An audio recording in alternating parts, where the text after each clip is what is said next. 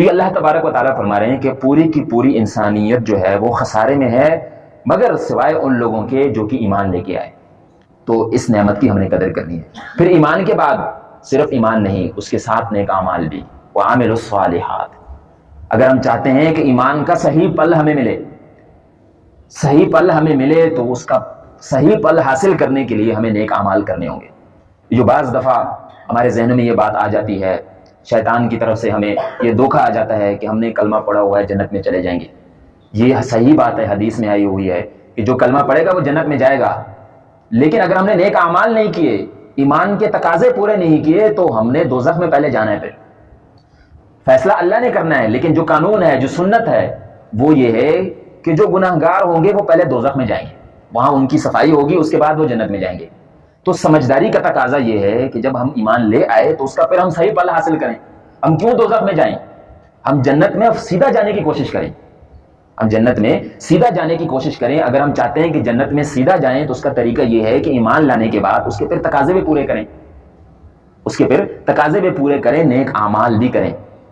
یہ تو اللہ تبارک و تعالیٰ نے فرمایا اس آیت میں کہ جو ایمان لائے اور نیک اعمال انہوں نے کیا، ساتھ ہی فرمایا وَتَوَاصَوْا بِالْحَقِّ، اور دوسروں کو بھی حق کی وصیت کرتے رہے، حق بات دوسروں کو پہنچاتے رہے، ان کو تلقین کرتے رہے، وصیت کرتے رہے، نصیحت کرتے رہے۔ یہ بھی ذمہ داری ہے۔ جو لوگ یہ نہیں کرتے وہ بھی ایک حساب سے خسارے میں ہے، نقصان میں ہے، ان کا نیکیوں کے اعتبار سے بینک بیلنس جو ہے وہ کم ہو رہا ہے۔ اگر میں خود نیک اعمال کر رہا ہوں، دوسروں کو نیکی کی وصیت نہیں کرتا، تو یہ میں اپنا نقصان کر رہا ہوں، میری یہاں نیکیاں کم ہو رہی ہیں۔ اور اگر میں نہ بتاؤں تو اس کا نقصان بھی دنیا میں ہو سکتا ہے، جس طرح کی بخاری شریف کی روایت ہے، آپ سب نے سنی ہوگی کہ ایک قبیلہ تھا، ایک علاقہ تھا، وہاں پہ ایک بزرگ رہتے تھے، نیک شخص رہتے تھے۔ تو اللہ تبارک و تعالیٰ کی طرف سے فرشتوں کو حکم ہوا کہ اس بستی پہ عذاب آ جائے۔ تو فرشتے جب آئے، انہوں نے دیکھا کہ وہاں پہ ایک نیک شخص رہ رہا ہے، تہجد گزار ہے، عبادت گزار ہے، عبادت میں لگا ہوا ہے۔ تو انہوں نے پھر اللہ تبارک و تعالیٰ سے مکالمہ کیا، بات چیت کی اپنے اللہ تبارک و تعالیٰ کی شان کے مطابق کہ وہاں تو آپ کا ایک نیک بندہ رہتا ہے۔ تو اللہ تبارک و تعالیٰ کی طرف سے حکم آیا کہ سب سے پہلے بستی اس کے اوپر الٹا دو۔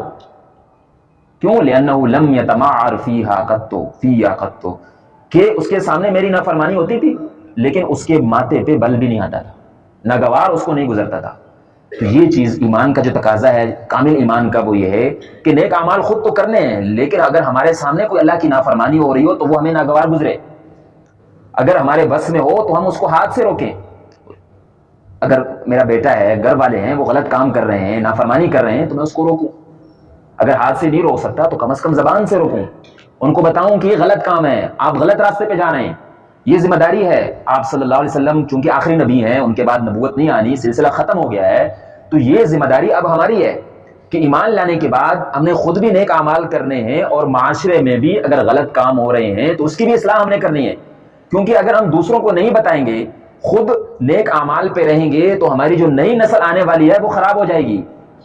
تو نئی نسل کے لیے ضروری ہے کہ خود بھی نیک اعمال کریں اور دوسروں کو بھی بتائیں، ان کو بھی تلقین کریں۔ اگر وہ غلط کام کر رہے ہیں تو حکمت کے ساتھ، پیار کے ساتھ، محبت کے ساتھ، اسوہ حسنہ کے ساتھ ہم ان کو بتائیں کہ بھائی جان یہ غلط راستہ ہے، آپ غلط راستے پہ چل رہے ہیں۔